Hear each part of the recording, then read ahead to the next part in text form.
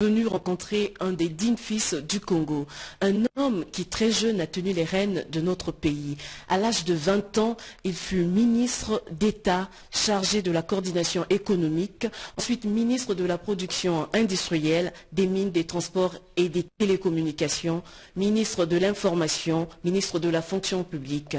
Après ses fonctions politiques, il a ensuite servi dans les transports aériens, précisément à Air Afrique, 9 ans comme cadre supérieur en Côte d'Ivoire, au Cameroun, au Burkina Faso et en République islamique de Mauritanie. Il s'agit de son Excellence, Monsieur Isaac Ibwanga. Monsieur le ministre, bonsoir. Bonsoir, madame. Monsieur le ministre, c'est un réel plaisir que nous éprouvons de vous recevoir dans l'émission L'Homme et son temps, car vous êtes détenteur d'une page importante de l'histoire de notre pays. Cependant, la génération actuelle ne vous connaît pas très bien. Pouvez-vous vous présenter? Très volontiers. Je m'appelle Yves Isaac Ibwanga, né le 4 décembre 1939 à Mosenjo, dans la région du Niari, de feu Moulombo Joachim et de Tsakou Lydia, tous deux de coutume Batsangi, de culture animiste, convertis donc à la religion protestante. Mariés d'abord selon la coutume traditionnelle de chez nous, puis à l'église de leur religion. De leur union sont nés 6 enfants, 2 filles et 4 garçons, dont je suis le dernier, et du reste le survivant,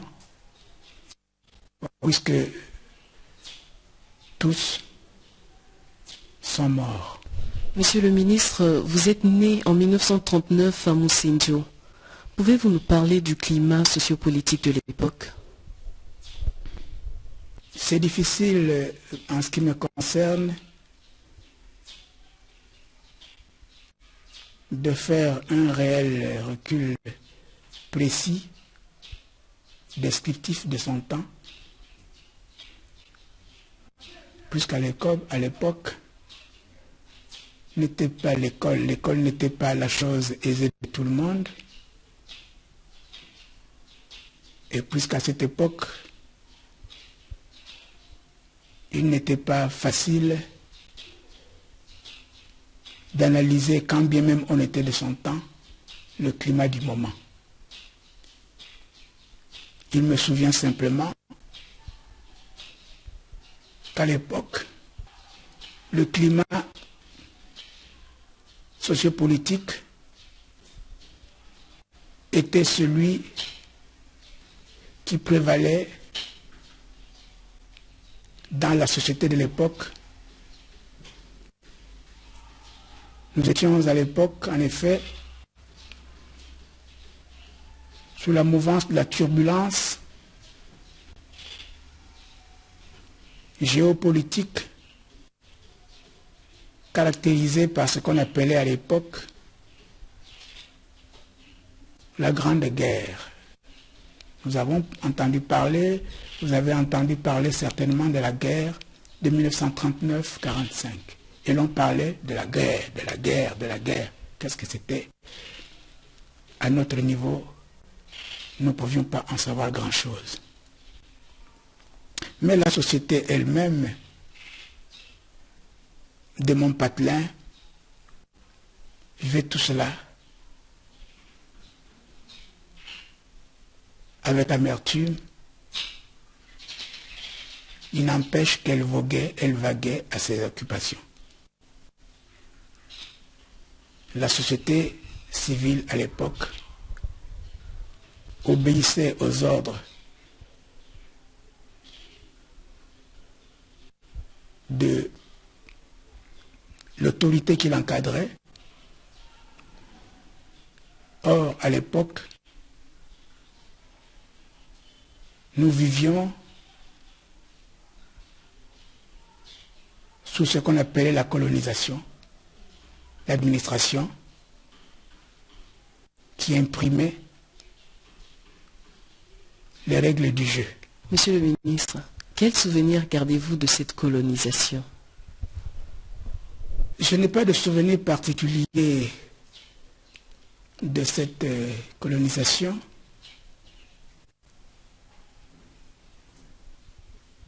Je vous ai dit tantôt que nous vivions à l'époque de la Grande Guerre. Il y avait de l'agitation partout. La société civile était bousculée, vivant sous la turbulence de l'autorité administrative. Et naturellement, cette société obéissait aux injonctions de l'administration. Il me semble simplement me rappeler que le mot d'ordre à l'époque était discipline, unité, travail. C'est ce à quoi s'attachaient mes parents, sous les toits desquels nous avons grandi, et c'est ce qui a caractérisé mon enfance à cette époque. Peut-on connaître l'occupation de vos parents à cette époque? Mon père, à cette époque, n'avait pas d'activité particulière, sinon que celle de planteur. Il s'occupait de ses plantations. Naturellement, il emmenait avec lui ma mère et ceux de mes frères qui étaient devenus grands, qui de temps en temps alternaient le travail champêtre avec l'école. Et plus tard, au fur et à mesure que tout se stabilisait, mon père a voulu se donner quelques activités artisanales et commerciales spécialisées. Il s'est donc livré au travail de la couture et à celui de planteur, en même temps que celui de transporteur routier, puisqu'il a fini par s'acheter un camion pour cette activité. Parlez-nous de votre enfance. Était-elle heureuse ou malheureuse? J'ai vécu une enfance comme celle de tous les jeunes de cette époque-là.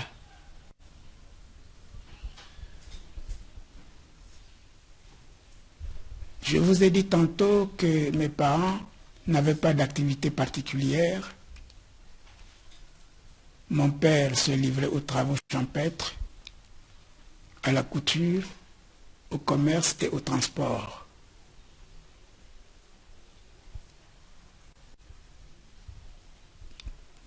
Il a pu ainsi de temps en temps disposer de certaines possibilités matérielles pour nous emmener à l'école. Mon enfance est donc tout à fait comme celle des enfants de cette époque, partagée entre la maison et l'école, dans le contexte et celui du moment. Ce n'était donc une enfance ni malheureuse ni heureuse, mais une enfance tout de même supportable. Monsieur le ministre, vous êtes né dans le Niari, proche du Gabon.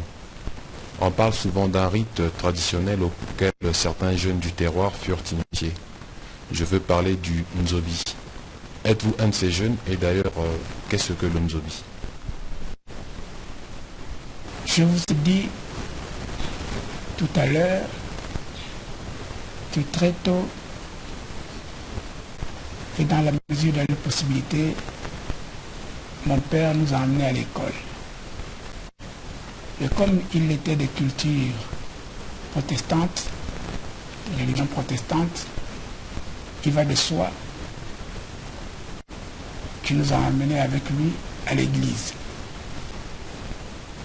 Je suis donc de religion protestante et je ne saurais vous dire davantage quoi que ce soit d'Inzobi. J'ai simplement entendu dire que l'Inzobi était un rite qui préoccupait certains de nos parents. C'est un mouvement philosophique auquel s'adonnaient certains pas autour de nous.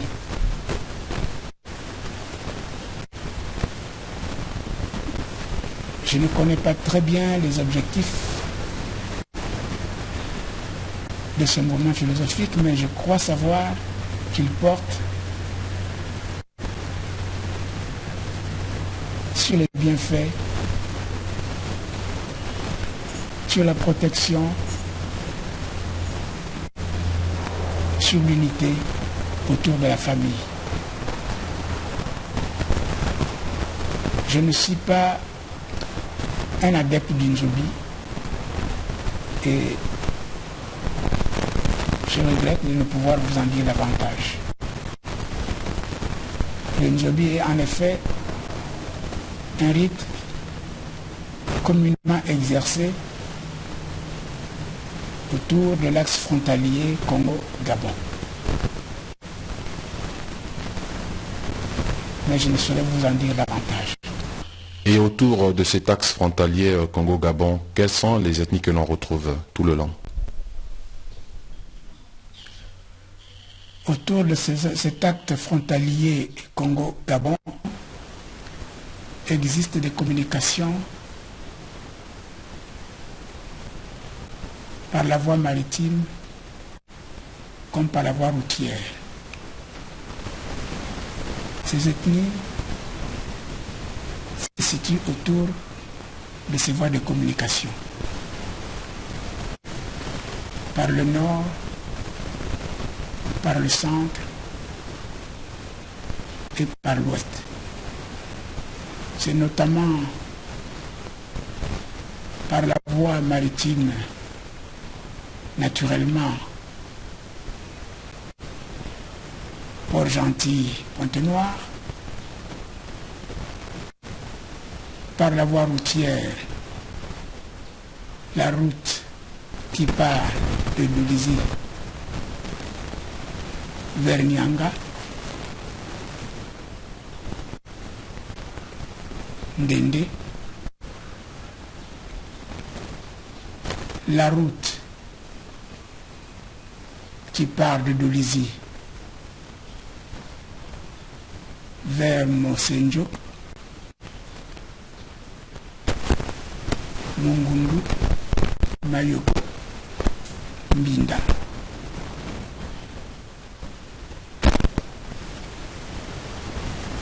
Par Brazzaville également, il y a la route qui part de Brazzaville par les axes qui mènent au Gabon via Kélé, Mbomo. Oui, Excellence, mais vous ne nous dites pas quelles sont les ethnies que l'on retrouve un peu partout. Oui. Les ethnies que l'on retrouve un peu partout sont diverses. Il y a, par exemple, du côté du nord, de part et d'autre de l'axe,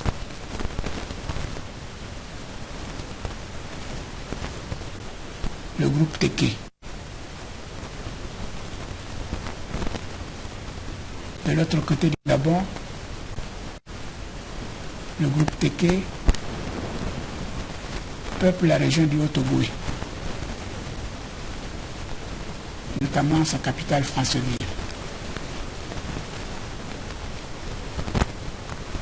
Par la route allant de Dolisie vers le Gabon par Mosenjo, Mayoko, Binda, vous avez les ethnies Kota et Njabi.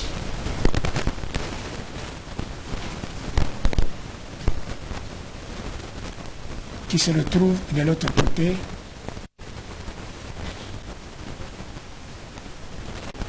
dans les provinces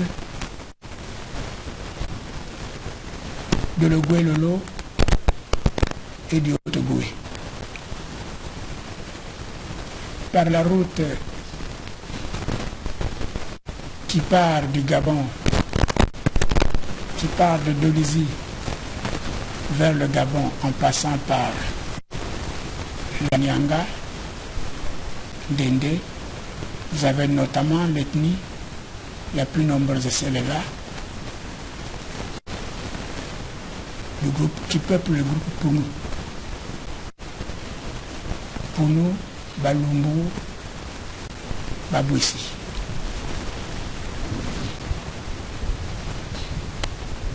Et par la voie maritime, c'est le groupe ethnique formé notamment par les Vili, d'une part, et les Mpongwe, d'autre part. Excellence, abordons à présent votre vie scolaire. Vos premiers pas à l'école nous intéressent. À quel âge alliez-vous pour la première fois à l'école et que peut-on retenir de votre aventure aussi bien à l'école primaire qu'au secondaire?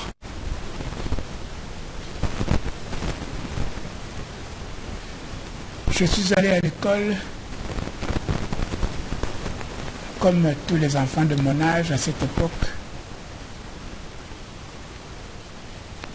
très jeune, lorsque j'avais 5 ans, notamment vers les années 1944-1945. Je vous ai dit tantôt que j'ai eu l'avantage d'être dans une famille dont le père a su nous conduire très tôt à l'école et à l'église. Naturellement, quand c'était l'âge, quand c'était le moment, il n'a pas attendu trop longtemps pour nous conduire à l'école. Je n'ai pas de souvenir particulier qui ait marqué ma jeunesse scolaire. Je suis allé à l'école tous les enfants de mon âge à l'époque. À l'époque, comme tous les enfants de mon âge, il y avait la turbulence tout autour de nous. Je n'étais pas le plus brillant des élèves, je n'étais pas non plus le dernier de la classe. Je suis allé un peu comme tout le monde. Je n'ai vraiment pas de vie particulièrement marquée. Est-ce que vous aviez connu à l'époque un de vos collègues qui aujourd'hui a peut-être marqué l'histoire du pays, comme vous par exemple?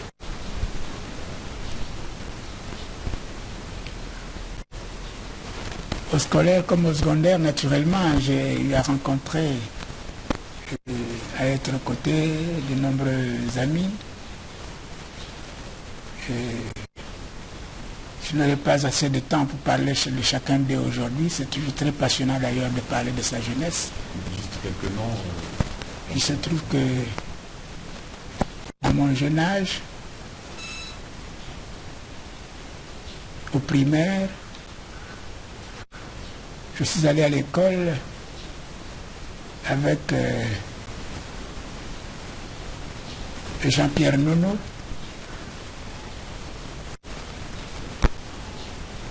Est-ce mon ami, est-ce mon frère? Jean-Pierre Nono, je l'ai connu depuis le jeune âge, depuis notre temps de jeunesse, notre enfance. Nous avons ensemble fait les études primaires et les études secondaires. Au secondaire, nous sommes passés tous les deux par le collège normal de Lizy et nous avons rencontré là-bas de nombreux amis aussi. et parmi lesquels je vous citerai ceux qui nous y avaient précédés, comme Ambroise Noumazalaï. Nous n'étions pas de la même classe, mais Ambroise Noumazalaï était déjà d'une classe supérieure par rapport à nous. Il se trouve simplement que nous étions de la même génération et nous sommes passés par ce collège que très jeunes nous avions baptisé Mbunda. Je vous prierai de me faire la grâce de m'épargner de ne pas vous citer la liste de tous mes amis et toutes les personnalités qui ont marqué l'histoire de ce pays, qui sont passés par Mbunda. Je vous ai parlé tantôt de mon ami et mon frère Jean-Pierre Nono. Je vous ai cité également le nom du secrétaire général du PCT, le frère Ambroise Noumazalaï. Avant et après moi, il y a pas mal d'amis qui sont passés par Mbunda. Et je crois devoir vous annoncer également que le président Sassou est de ceux qui sont passés par Mbunda. Mbunda, c'est le petit nom que nous avions donné au collège normal de Dolisie. C'est intime. Vous voyez, la liste serait très longue de ceux qui sont passés par Mbunda et qui ont marqué et qui marquent l'histoire de ce pays. Vous aviez aussi suivi des études professionnelles et spécialisées. De quoi s'agissait-il et à quoi vous ont-ils engagé? Il est toujours très gênant de parler de soi-même en si peu de temps. Je dirais simplement que les études professionnelles m'ont conduit à aller au centre de préparation au carrière administrative de Brazzaville, une institution qui était annexée à l'époque au lycée Savagnin de Brazza, et où l'on préparait à des carrières dans l'administration, les finances, le trésor, les impôts. Là-bas, j'ai suivi la formation administrative pour sortir secrétaire de services administratifs et financiers. Par la suite, j'ai été admis à revenir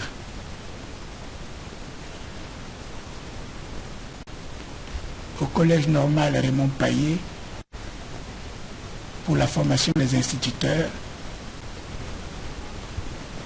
parce que je m'étais engagé dans l'enseignement.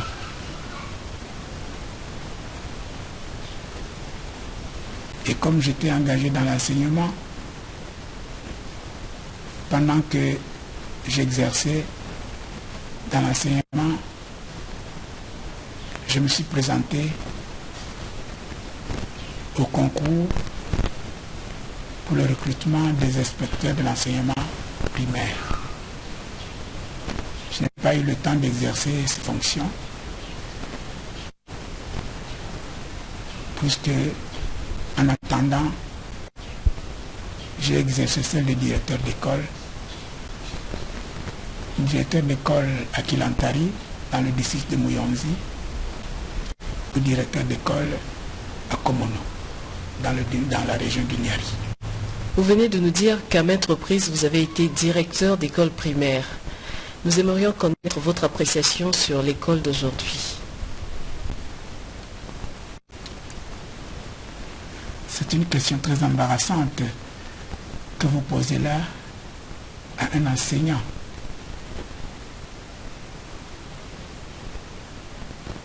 L'école d'aujourd'hui est, me semble-t-il, sujette à des fluctuations que subit la société civile elle-même. L'école de l'époque n'était pas non plus meilleure quand on se présente, quand on se place dans le contexte du moment. Vous savez, la société civile congolaise était et est encore en perpétuelle mutation. L'enseignement, lui aussi, évolue suivant le même cours. À cette époque, à l'époque où nous étions des acteurs de l'enseignement, ce dernier était également critiqué. Et il y avait à cette époque déjà des réunions, plusieurs colloques pour revoir le système éducatif. Je ne suis donc pas étonné qu'aujourd'hui les mêmes critiques soient faites à l'endroit de l'enseignement. C'est le thermomètre, c'est le baromètre de la société, de la jeunesse, de l'avenir. Et je ne suis pas étonné que le système éducatif soit toujours la plus pressante de nos préoccupations. Et que par-ci, par-là, en matière d'éducation, il y a toujours matière à revoir. Aujourd'hui aussi, des critiques sont faites sur l'enseignement.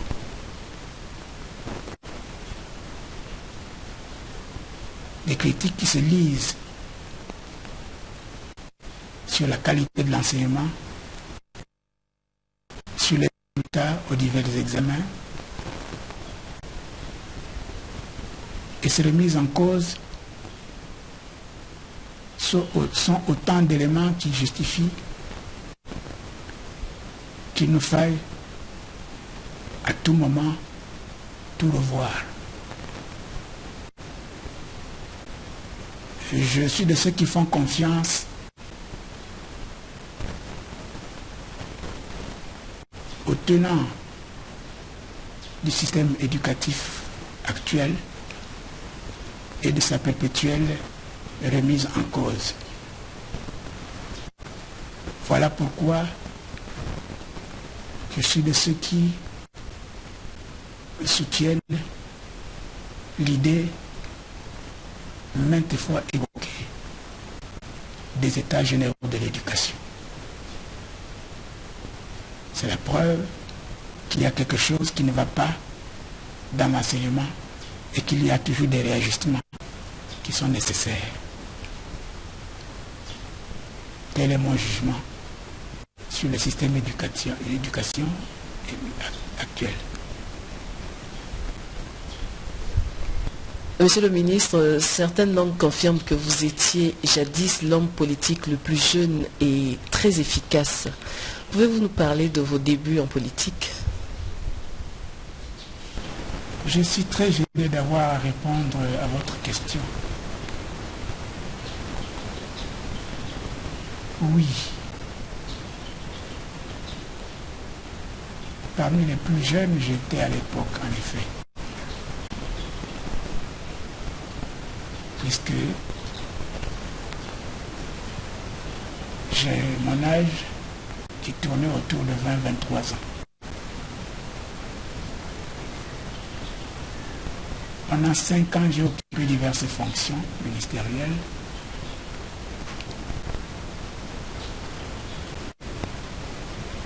Mais je suis très mal placé pour juger de mon efficacité. Je suis resté certes 5 ans au gouvernement, c'est la preuve peut-être que j'avais à apprendre. Et j'ai bénéficié de cet avantage, de l'expérience de certains acteurs politiques du moment.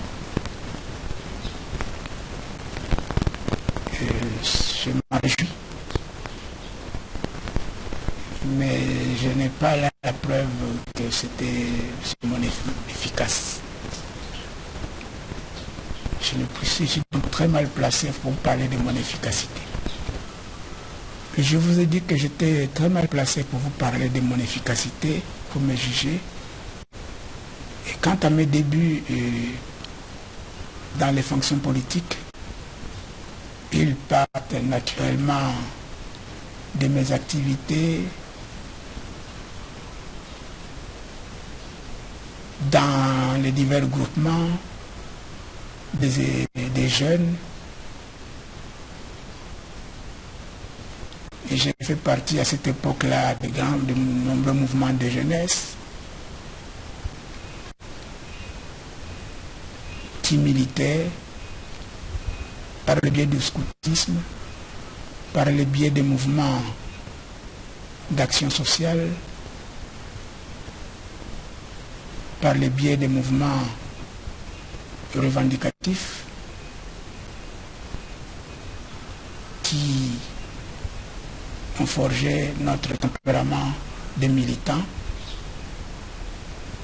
et qui sont déjà un billet vers l'intéressement à la chose politique.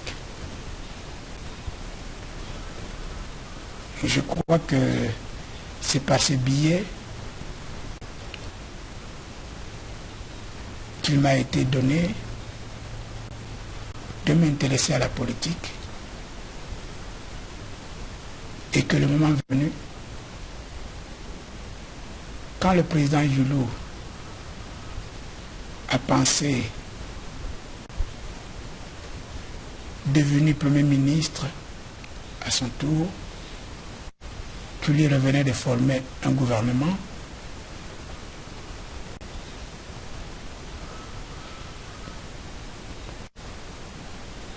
le président Youlou est allé au-devant des populations de ma région pour demander qu'il lui soit présenté à cette époque déjà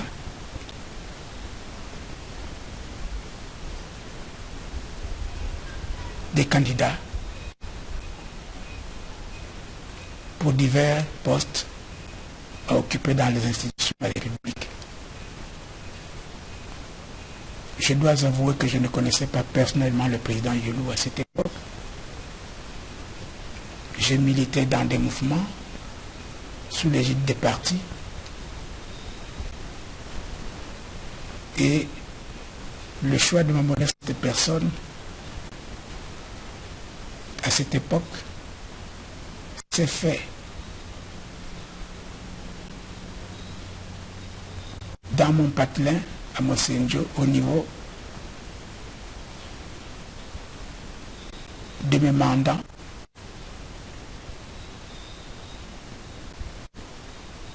pour être aux côtés du président Youlou. C'est de cette manière qu'il m'a été donné d'occuper des fonctions politiques et d'entrer au gouvernement.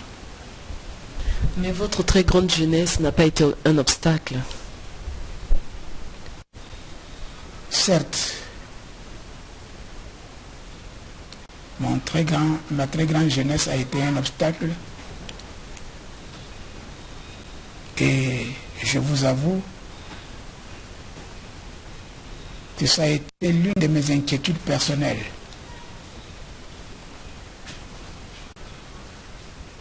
Mais j'ai eu la chance de bénéficier d'un encadrement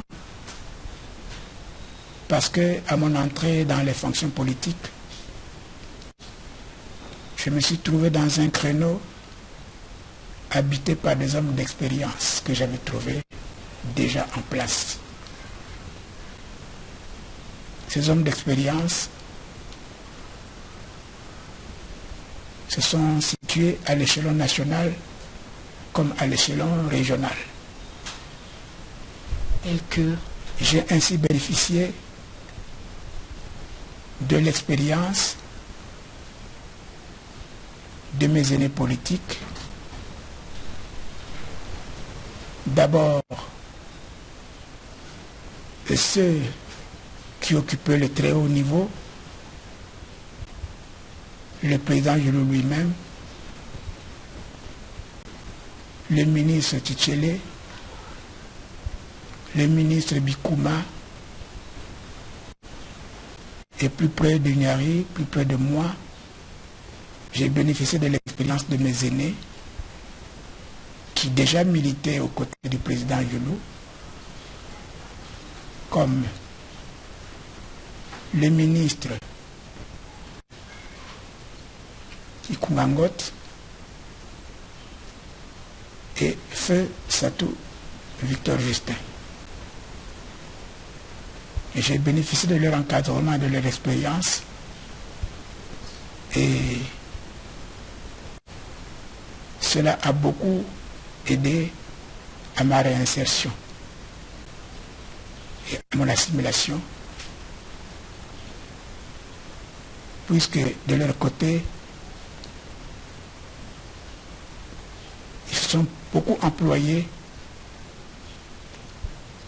à l'accélération de ma formation politique.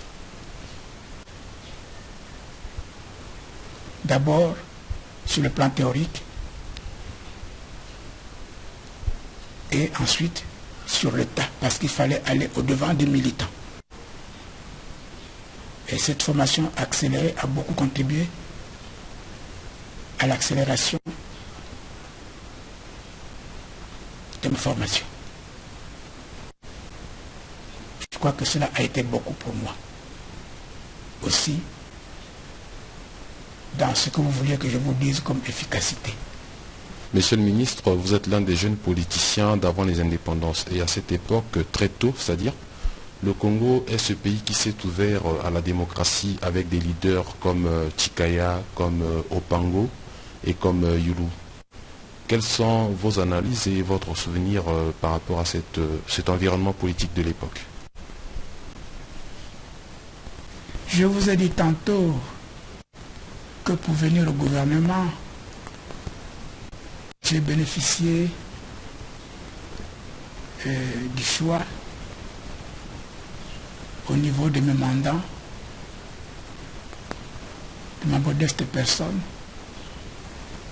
pour être confié au président Youlou au fin d'occuper des postes dans les institutions. Le président Youlou est donc allé au-devant des populations pour avoir et pour prendre le contact de certains militants utiles qui, autour de lui, devaient animer certaines instances. Vous voyez que déjà, il y avait déjà une propension à aller vers la démocratie. C'est de cette manière que je suis entré au gouvernement et que j'ai travaillé aux côtés du président Youlou. Quand j'entre au gouvernement, le président Youlou n'est pas seul. Il est certes à la tête d'un parti, mais il y avait au niveau de la République aussi des chefs de parti. Il y avait le défunt Jacques Opango qui animait un parti, le mouvement socialiste africain. Il y avait déjà, et depuis longtemps, le président, le défunt Jacques Opango, qui siégeait au Palais Bourbon au nom du Congo comme député à l'Assemblée nationale. Certes, le défunt Chikaya n'était pas au gouvernement de Youlou, mais c'était déjà un des leaders sur la carte, sur l'échiquier national congolais. Il y avait donc déjà le MSA, Mouvement Socialiste Africain, que dirigeait Jacques Opango, le Parti Progressiste Congolais que dirigeait le défunt Jacques Chikaya, Chikaya Jean-Félix. Il y avait l'UDDA-RDA que dirigeait lui-même le président Youlou. Vous voyez qu'il y avait déjà le multipartisme. C'est un contexte, voyez-vous combien passionnant, dans lequel j'entre et fais mes débuts dans la carrière politique. D'abord, j'entre au gouvernement à partir d'un choix librement opéré par mes mandants. Et quand j'entre au gouvernement, je me trouve dans une équipe au sein de laquelle il y a plusieurs leaders, donc plusieurs tendances. Chacun animant son parti. Et croyez-moi, c'était passionnant. Et tout cela a contribué à accélérer ma formation politique, à aiguiser mon goût du travail. Et c'est dans ce contexte que j'ai fait mes débuts dans ma carrière politique. On parle des affrontements nord-sud à l'époque. Qu'en savez-vous? Je vous ai dit tantôt que chaque leader à la tête de son parti représentait un courant politique. Il va de soi que ces courants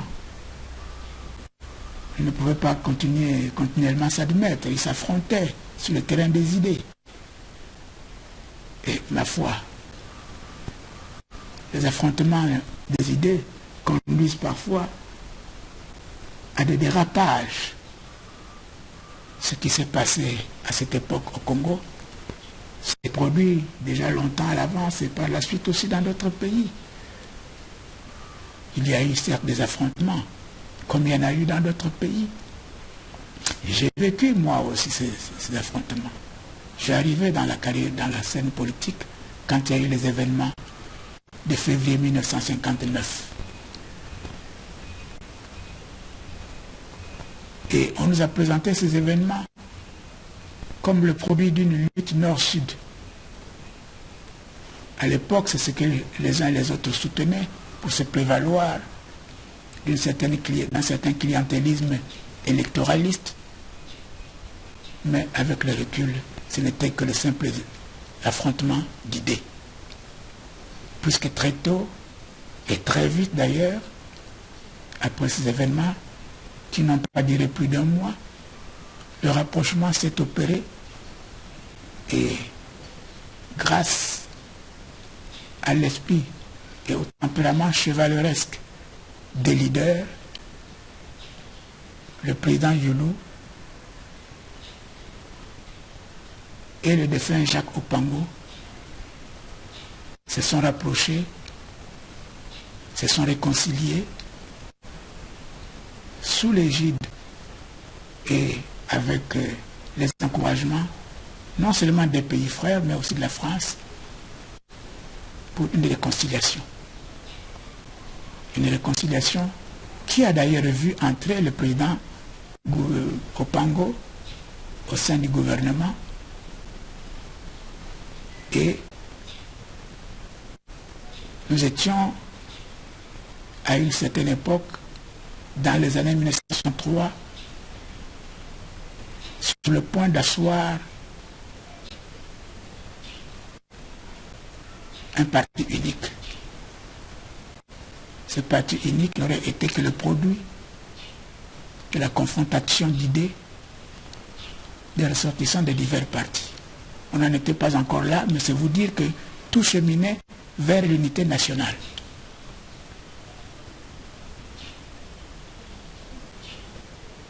Et les événements de février 1959 sont la conséquence de cette confrontation, mais c'est des événements passagers.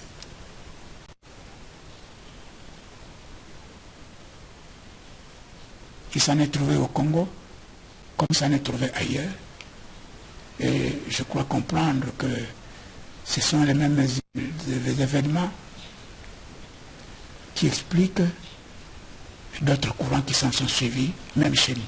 Et pourquoi pas parler de la Révolution. La Révolution de 13, 14 et 15 août sont aussi un produit de la confrontation d'idées. Preuve, s'il en est besoin, que le Congo est un pays où la classe politique est en perpétuelle mutation et en perpétuelle recherche de soi-même. Excellence, vous êtes nommé plusieurs fois ministre. Nous aimerions savoir quels étaient vos défis ou encore les objectifs que vous aviez dans chacun de ces ministères. Comment travaillez-vous et surtout, étiez-vous satisfait de vos résultats? Il me serait très difficile en si peu de temps de répondre à votre question, combien passionnante, parce qu'elle donne à penser à un bilan. Mais elle n'empêche pas qu'il me soit donné de vous dire que mon attention a été retenue fréquemment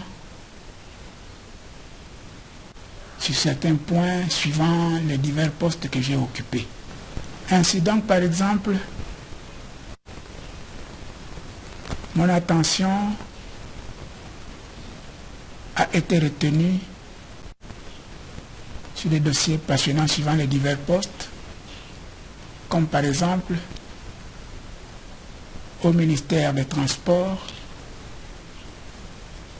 où il m'a été donné de prendre part à la mise en place du premier conseil d'administration de la SECNA. La SECNA, c'est cet organisme qui s'occupe de la gestion de l'espace aérien propre à des États qui formaient à l'époque l'Union africaine et malgache, la SECNA. Et à ce titre également, j'ai dû prendre part au conseil d'administration qui a vu se créer un instrument pour la gestion de cet espace, une société multinationale Air Afrique. Et sur le plan local, mon attention a été retenue sur la mise en place d'un instrument local propre à gérer cet espace. En ce cas était la compagnie nationale Air Congo. Air Congo qui a fini par devenir ce que vous appelez aujourd'hui l'INA Congo. Voilà pour les transports aériens. Pour ce qui est des transports ferroviaires, j'ai pris part à des organismes inter-États qui, à l'époque, étudiaient à la mise en place et ont mis cela en pratique de tout ce qui devait conduire sous l'égide de la France et des grandes puissances au chemin de fer Comilogue, c'est-à-dire l'axe ferroviaire inter-État entre le Congo et le Gabon pour l'évacuation d'abord du manganèse, c'est le produit qui à l'époque avait justifié cela, et puis par la suite, pourquoi pas, d'autres minerais et d'autres produits qui constituent le fret utile entre le Congo et le Gabon.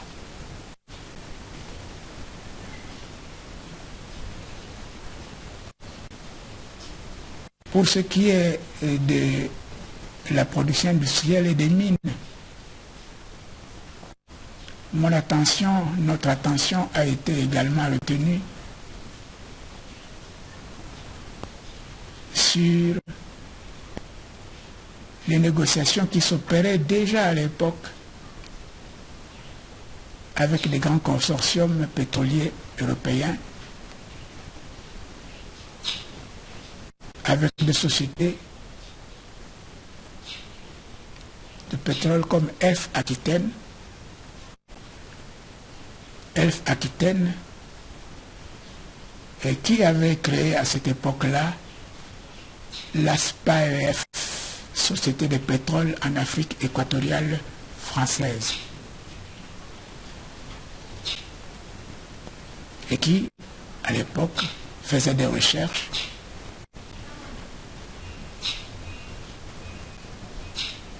autour de l'exploitation minière, notamment pour ce qui est du pétrole.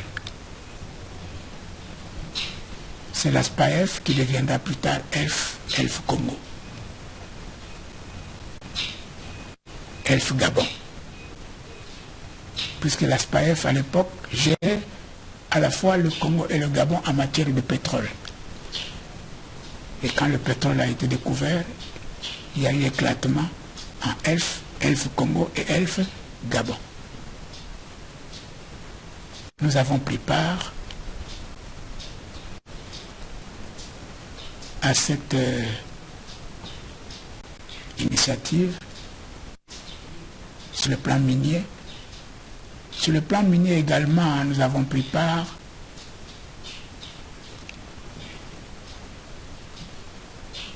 à la mise en place, en accord et à la coopération de la France, de la compagnie minière, la compagnie domaniale de potasse d'Alsace. Les mines domaniales de potasse d'Alsace, en effet, sont un consortium minier installé à Mulhouse, en France, et qui à l'époque recherchait et voulait exploiter de la potasse au Congo.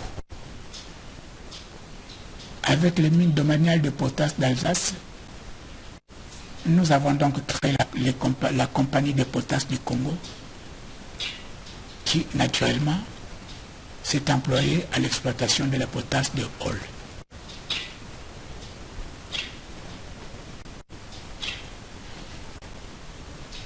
Vous savez, le moment serait le temps est très court pour moi de vous parler de ce qui pourrait apparaître comme un bilan. Et je vous ai dit tantôt que ça me gêne de devoir parler de ce qui a marqué mes fonctions. Mais il s'agit là de certains points qui ont besoin d'être soulignés pour répondre à votre question. Et toutes ces activités ne pouvaient pas ne pas vous marquer. Ne pouvaient pas ne pas vous passionner.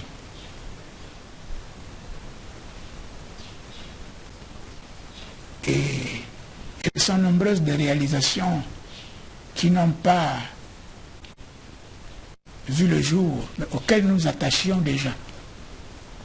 Sur le plan minier, toujours sur le plan industriel, vous pourrez vous parler de l'exploitation de la cassitérite. Je pourrais vous parler du fer de Zanaga.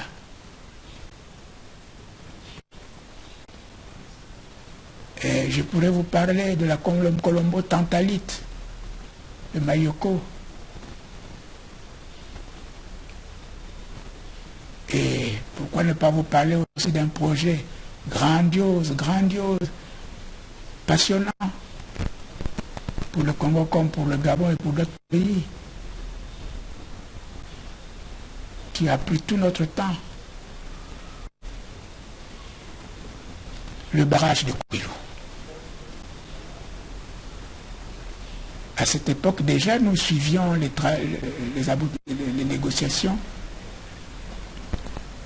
pour les travaux préliminaires du barrage de Kouilou. Ce sont autant de projets, d'initiatives qui ne vous laissaient pas indifférents et qui aujourd'hui sont considérés comme des objectifs. Certains sont atteints certains ne le sont pas encore, sont à atteindre. Et vous savez, l'État, il faut le considérer comme une continuité. Ces objectifs sont donc ce que je souhaite voir poursuivis, aux côtés de tant d'autres qui s'ajoutent. Il m'est donc difficile de répondre à une question aussi passionnante que celle qui constitue les objectifs. Pour un ministre, un membre du gouvernement, les objectifs ne sont jamais atteints. L'État est une institution en perpétuel recommencement, en perpétuel devenir. Je crois qu'il m'est difficile de répondre autrement que par ces petits mots à votre question. Excellence, vous aviez aussi occupé jadis le portefeuille de la fonction publique. Je ne sais pas si cette question vous gêne, mais j'aimerais savoir, à votre époque, combien d'emplois avez-vous créés? Votre question est très intéressante en ce que la fonction publique constitue le dernier département que j'ai occupé dans les années 1963. J'ai occupé le ministère de la fonction publique. En effet, de juin 1963 à août, juin, juillet, août, soit, permettez-moi le décompte, 3 mois. Vous me posez la question, celle de savoir combien d'emplois nous avions créé, mais il ne s'agit pas d'un travail, d'un bilan personnel de M. Ibouanga, ma modeste personne. J'aurais voulu que vous me posiez la question de savoir combien d'emplois nous avions créés à cette époque, mais c'est difficile pour moi de vous répondre à votre question. Parce qu'à ce moment-là, je vous dirais,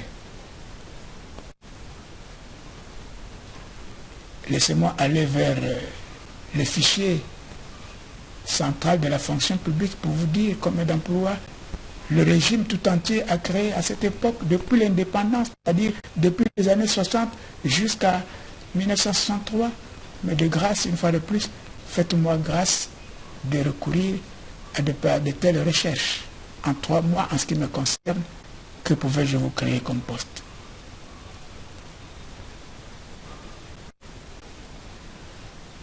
Il est vrai, par-ci par-là, on a pu procéder à des recrutements, des engagements. Mais c'est par voie de concours, par exemple, qui s'ouvrait à la fonction publique. Sous l'égide du ministère de la Santé, il va y avoir un recrutement des infirmiers. Sous l'égide du ministère de la fonction publique, il va y avoir des concours, des recrutements pour tel ou tel emploi. Sous l'égide de tel ou tel ministère, ma foi, c'est le ministre de la fonction publique qui supervise l'organisation de ces concours. C'est le peu que j'ai pu faire en 3 mois pour couvrir l'organisation de ces divers concours. Mais je vous dirais simplement que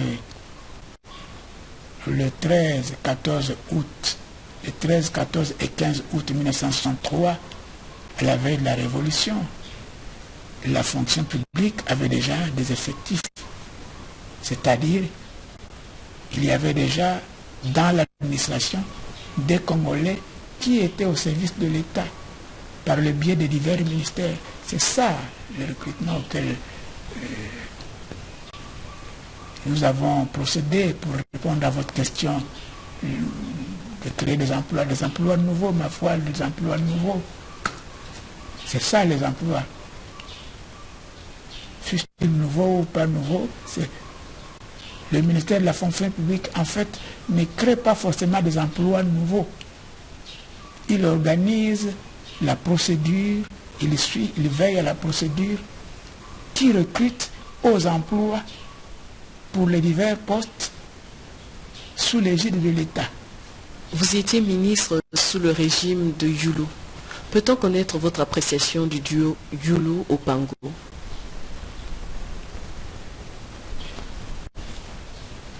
Il est difficile à un membre du gouvernement de porter un jugement sur son chef. Et surtout quand ce chef du gouvernement est en même temps chef du gouvernement auquel il appartient. Je vous ai dit tantôt que j'ai bénéficié d'un avantage énorme pour ma formation, pour l'accélération de ma formation politique. J'ai bénéficié d'un avantage énorme, c'est-à-dire de l'encadrement et de l'expérience, non seulement du président Youlou, qui avait à ses côtés le défunt Jacques Opango, tous deux chefs des grands partis de ce pays, mais aussi j'ai bénéficié de l'expérience de ceux qu'il y avait autour d'eux, tous plus âgés, plus anciens, plus expérimentés que moi dans la chose politique. Je vous ai dit tantôt que mon insertion socio-politico-professionnelle s'est très vite faite en ce que je me suis mis à leur école. Je vous ai dit par ailleurs que dans les derniers moments de leur vie, Youlou et Opango s'étaient rapprochés. Et l'on parlait déjà d'unité nationale et de parti unique. C'est vous expliquer leur propension déjà à l'époque à aller vers l'unité, vers la recherche d'une voie nouvelle pour le pays. Vous me demandez d'apprécier le duo Youlou-Opango. Aujourd'hui, ils ne sont plus. Ils ne sont plus de ce monde. Paix à leur cendre. Que vous dire davantage des duos Youlou-Opango? Sinon, que j'ai énormément bénéficié de leur encadrement. Je vous ai dit également que j'étais frappé par le comportement chevaleresque du président Youlou, comme de l'esprit d'ouverture du défunt Jacques Opango. Tout cela n'a été qu'à mon avantage. J'ai simplement le sentiment que la recherche qu'ils avaient, qu'ils habitaient l'un et l'autre, de l'unité nationale, a été pour beaucoup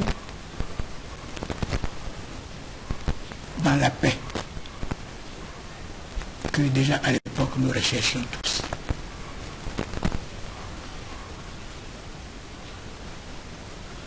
Et l'unité et le travail qui sont le gage de la paix dans le progrès,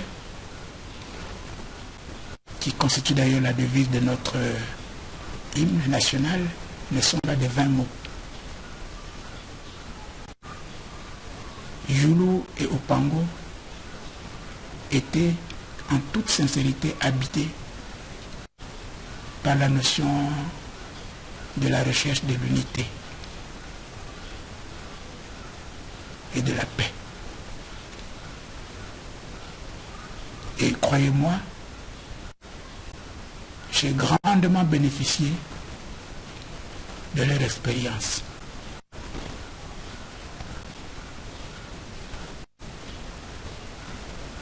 Je crois que je ne me tromperai pas en disant que je ne suis pas étonné que même au niveau de la conférence nationale, un hommage particulier ait été rendu à ces personnages.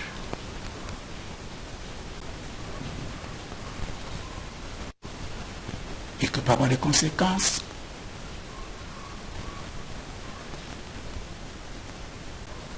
l'hymne national congolais, la devise du Congo, ait été maintenue. Et preuve, s'il en est une, que ces notions-là continuent d'habiter les dirigeants actuels de la République. Plaise et fasse que ces idéaux continuent d'habiter chacun des Congolais que nous sommes.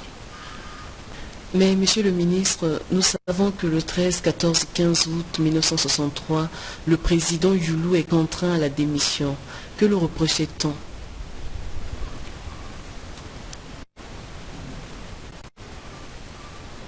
Je vous ai dit tantôt, madame, que j'ai bénéficié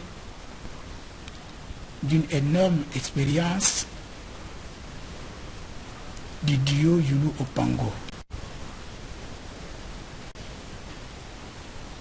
Pour ma formation,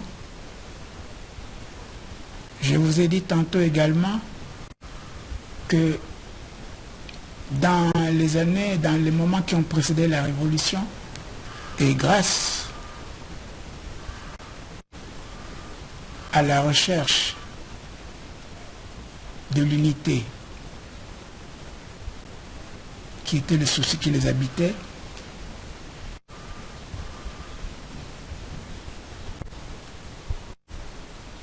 une tendance générale se faisait jour pour la création même d'un parti unique. Je vous ai dit également, en ce qui concerne les objectifs, particulièrement au niveau des ministères respectifs que nous occupions, qu'il y avait ce qui nous habitait, ce qui avait été réalisé et ce qui était à atteindre comme objectif. Tout ceci doit se situer, y compris sur le plan social comme sur le plan économique et donc politique. Dès lors que nous allions vers l'unité nationale, c'est la preuve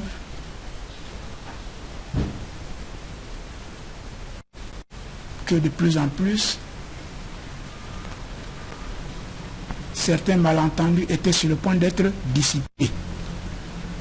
Vous me posez la question de savoir ce qu'on reprochait à cette époque au président Youlou.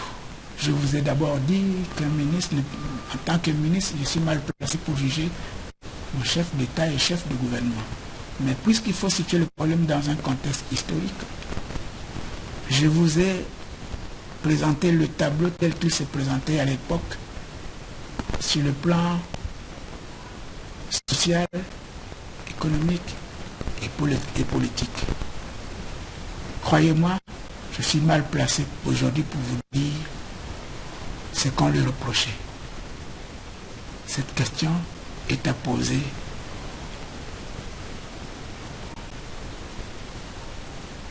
avec le recul à ceux qui ont été hier les artisans de cette révolution. Il est vrai qu'en tant qu'individu, l'abbé Youlou n'est pas irréprochable. Mais croyez-moi, il m'est difficile aujourd'hui de vous dire ce que précisément on lui reprochait. Ce qu'on lui reprochait, peut-être, allons le chercher dans un contexte historique Mais c'est peut-être aussi ce que l'on reproche aujourd'hui à tous les chefs. Un chef, tant qu'il est là, il fait des mécontents, il fait des heureux et des malheureux. Jamais on n'est satisfait d'un chef. Les reproches qu'on faisait à Youlou sont peut-être les mêmes que, à tort ou à raison, on fait à ceux d'aujourd'hui. Demain, vous poserez la même question à d'autres que moi, qui seront incapables de vous dire ce que l'on reproche aux dirigeants, à nos dirigeants aujourd'hui. Et pourtant, demain, le peuple pourrait aussi se trouver dans la rue.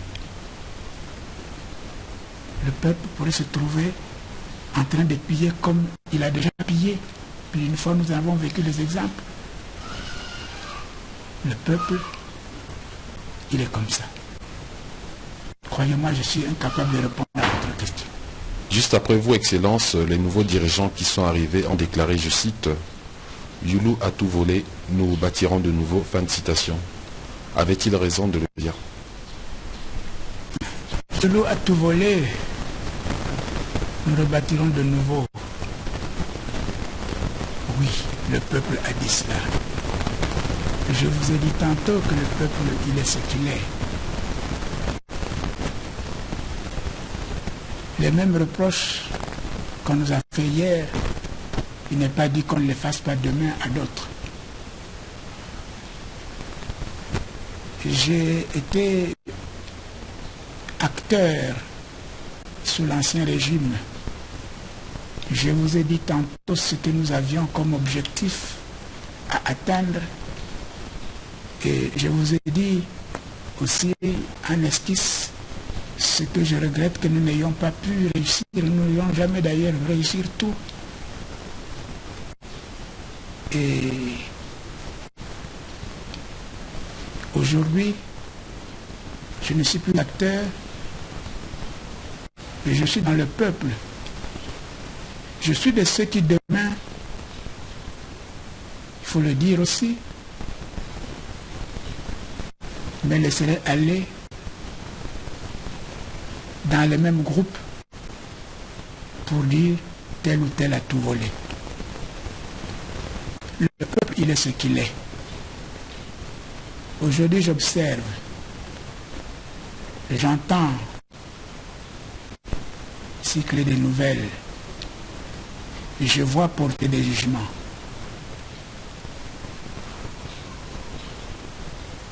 Je me dis, le peuple est ce qu'il est. Les mêmes jugements sont les mêmes qu'on fait aujourd'hui. C'est moi maintenant qui me pose la question. Et qui nous pose la question? Qui la pose tout librement à chacun d'entre nous.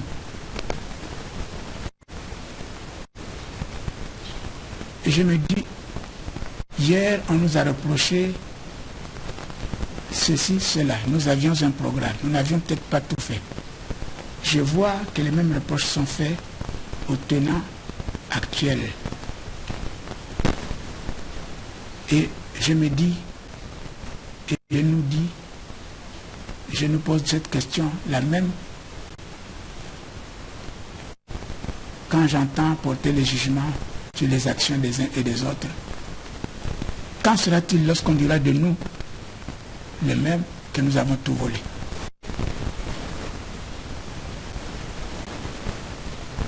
Est-ce que nous aurons conscience que le peuple a raison ou qu'il n'a pas raison?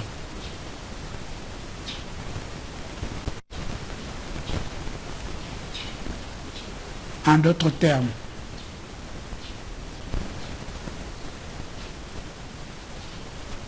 est-ce que nous aurons conscience du fait que le peuple a besoin d'un encadrement ou d'un éclaircissement, ou faut-il le laisser aller se voter dans l'ignorance? cette question est très délicate. En me l'adressant, je l'adresse à chacun d'entre nous en son âme et conscience. Il s'agit ici de porter un jugement sur soi, mais un jugement qui soit le plus objectif possible, pour que vous soyez en mesure de le porter sur d'autres. Je réponds à votre question par cette simple réflexion. Excellence, en 1972, le président Yulu trouve la mort en exil. Comment la nouvelle vous est-elle parvenue et qu'avez-vous fait? En 1972, j'exerçais les fonctions de représentant d'Air Afrique à Cotonou, au Dahomey. Quand j'apprends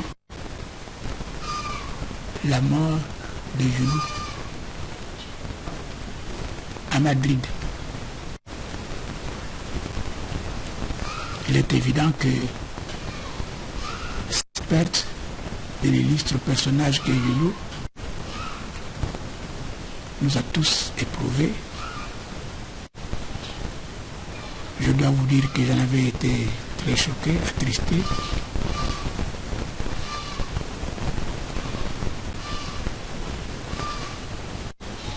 J'ai attendu le moment de ses obsèques pour me rendre au Congo. Et lorsque ce moment est arrivé, je l'avais fait coïncider avec mes congés. Lorsque ce moment est arrivé donc, j'ai pris mes congés pour venir à Brazzaville, où j'ai pris part aux obsèques du président Yulu. Naturellement, après avoir pris part aux obsèques, j'ai été voir quelques membres de sa famille pour présenter mes condoléances. C'est tout ce que j'ai pu faire. Monsieur le ministre, pendant votre absence du Congo, il se passe plusieurs changements dans le monde politique. D'abord, la chute de Massamba Deba, celle de Marien Ngouabi, ensuite Yombi Opango et tout ce qui s'ensuit. Quelle analyse faites-vous de tous ces changements?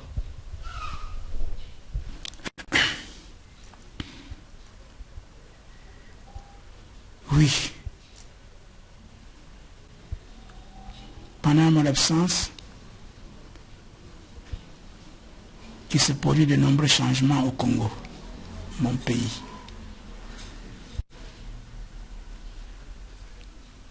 Après l'assassinat du président Marien Ngouabi, intervient la chute de Massamba Deba, puis son assassinat. Intervient ensuite la chute du président Yombi,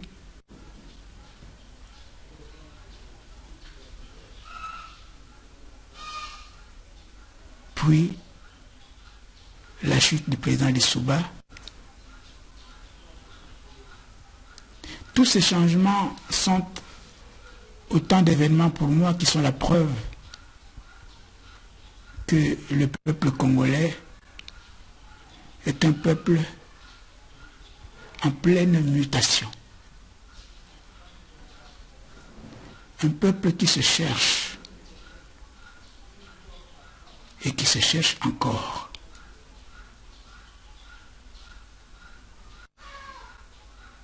Tous ces changements sont pour moi la preuve que le peuple congolais, comme le peuple du monde entier, bouge et bougeront toujours.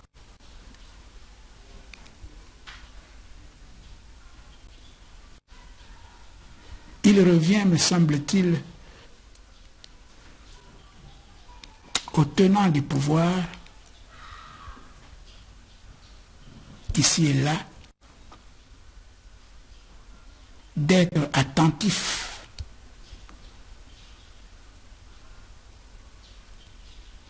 à ces mouvements.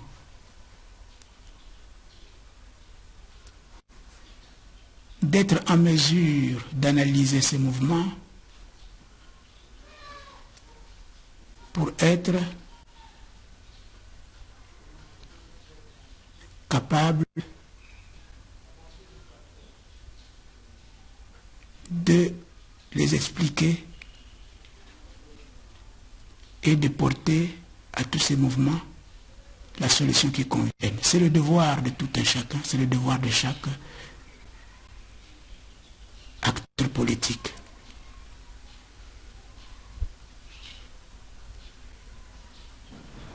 Notre devoir, quant à nous, nous autres, à tous les niveaux que nous nous situons,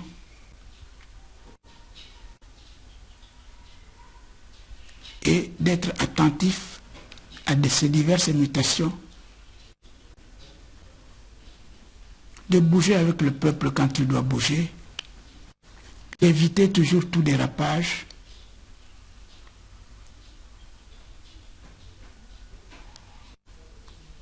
et de se laisser aller à l'encadrement qu'il faille pour éviter toute dérive. C'est le souhait que je formule pour notre peuple. C'est le souhait que je formule pour le peuple du monde, car tout peuple est un peuple en mutation. Excellence, vous avez participé à la création d'Air Afrique. Vous étiez ministre des Transports à l'époque. Vous y avez travaillé en tant que cadre supérieur. Aujourd'hui, Air Afrique n'existe plus. Quels sont vos sentiments? Il est vrai que nous avons été de ceux qui ont pris part à la création et à la mise en place de la SECNA comme de la compagnie multinationale Air Afrique. Et en ce qui me concerne personnellement, j'ai eu l'avantage plus tard d'être employé à Air Afrique comme cadre supérieur. J'ai travaillé à Air Afrique pendant près de 9 ans. J'ai donc Air Afrique comme employeur sur le plan affectif dont je garde le souvenir.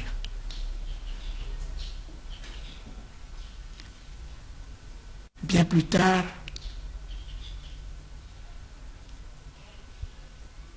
Air Afrique a été dissoute. Je n'en connais pas les raisons.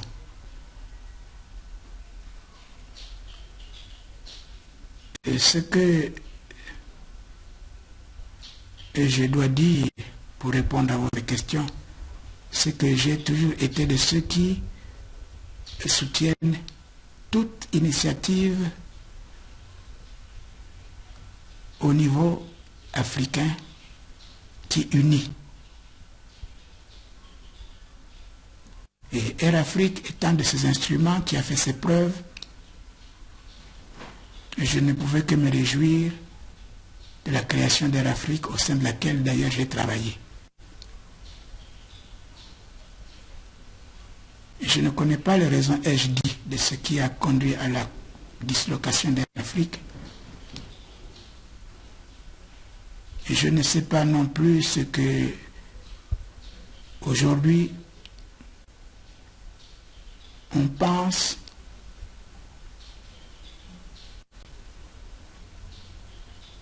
de l'après Air Afrique.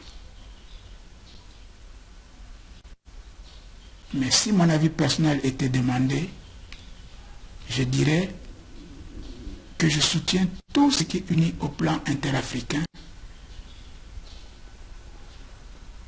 au plan politique, au plan économique, comme à tous les niveaux. Ce que je souhaite, c'est que si une nouvelle institution devait naître à la place de l'Afrique, cette institution soit encouragée, mais que tous les mots qui ont conduit à la dislocation de l'ancien instrument soient analysés aux fins d'obtenir que le nouvel instrument qui remplace Air Afrique, s'il doit être créé, le soit, mais soit mieux géré. Excellence, en dehors d'Air Afrique, vous aviez aussi travaillé au Gabon, d'où vous êtes d'ailleurs médaillé. Que faisiez-vous exactement au Gabon? En 1979, j'ai quitté Air Afrique pour servir au Gabon, où j'ai été recruté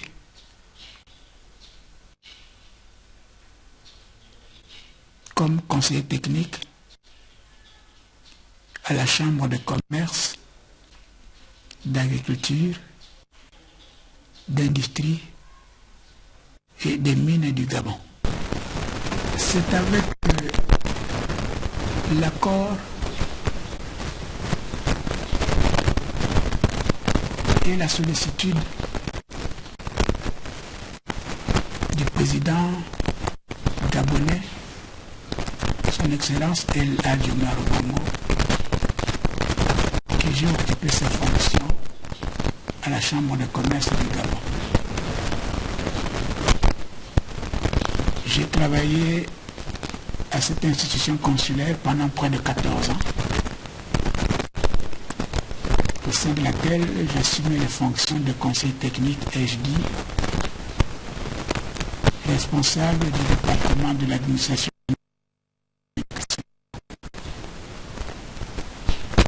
Je dois d'ailleurs dire que par ailleurs, j'ai été secrétaire exécutif du Comité national gabonais auprès de la Chambre de commerce internationale.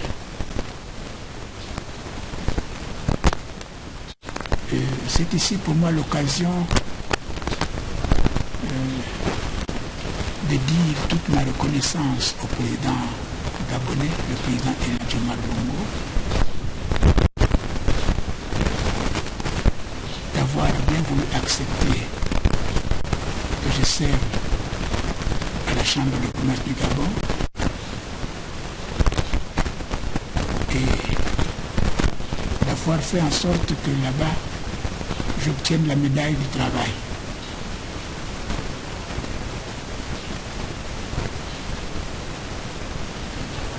J'ai gardé un excellent souvenir de mes fonctions à cette institution consulaire.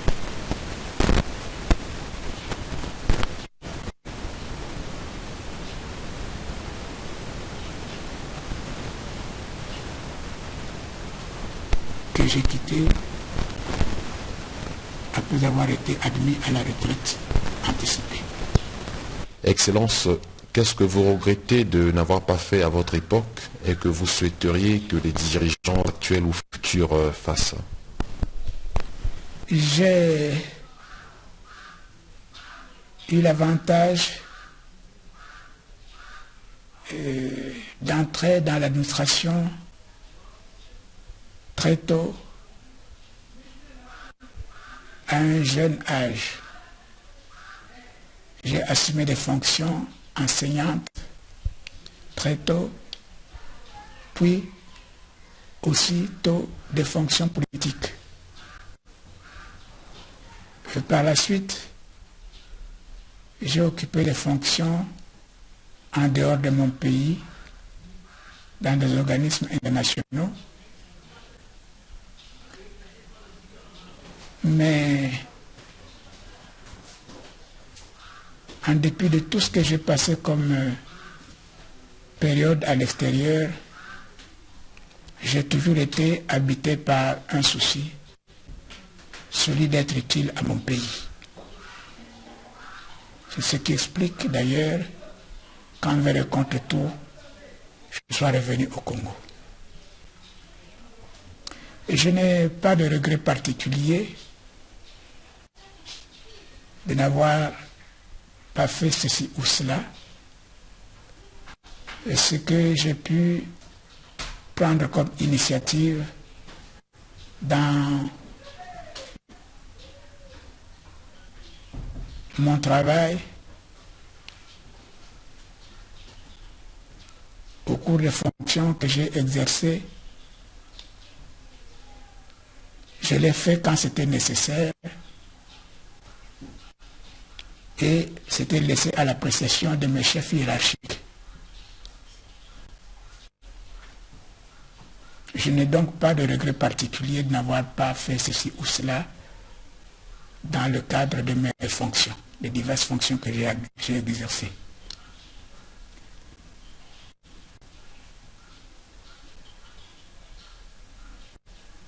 Mais je n'ignore pas que revenu au pays, je trouve un peuple en pleine mutation, meurtri par la propension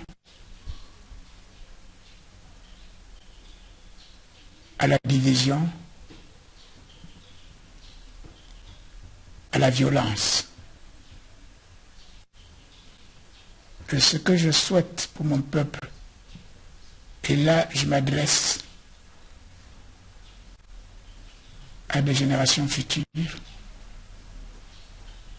c'est qu'ils soient attentifs aux mutations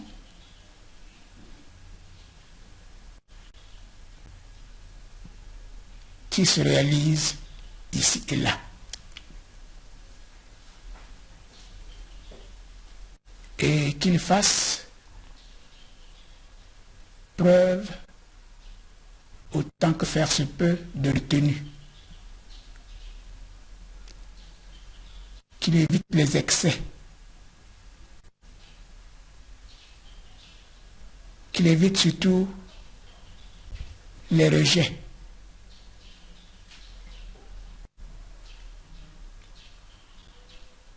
Qu'il sache analyser tous les problèmes qui se posent à lui dans un contexte en pleine mutation. Merci, Monsieur le ministre. Fidèles téléspectateurs, vous venez de suivre son Excellence Yves Isaac Ibwanga, ministre sous le régime du président Youlou. Nous nous sommes fait un devoir de l'écouter. Nous vous remercions, Monsieur le ministre, d'avoir accepté de répondre à nos questions. Merci aussi au Père Mathieu qui a bien voulu nous accueillir ici au centre Salangolo à Dolisie. Merci à vous, fidèles téléspectateurs, qui nous suivez en ce moment. Au revoir et très prochainement sur la même chaîne.